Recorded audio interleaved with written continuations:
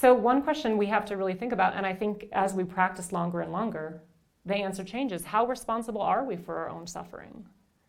I mean, I've definitely gotten to the point where I believe I'm 100% responsible. I don't have an 80-20 view anymore. And having an 80-20 view is depressing because 20% of the time, there's nothing I can do.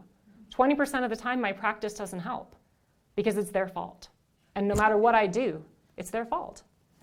But if 100% of the time it's my fault, I can always do something.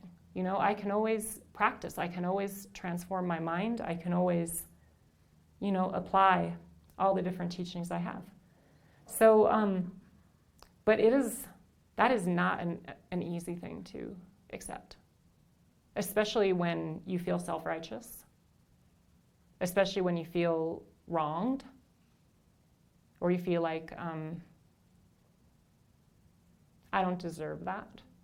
These are very hard emotions to work through, you know? So we need something, a really intense practice to be able to take care of that. So Lojong is an intense practice. I mean, when it says we don't need a stick to point at others, we just need a mirror. When you're thinking to yourself, I don't deserve that, and you're looking in the mirror, then you're thinking, wow, look how much I think of myself.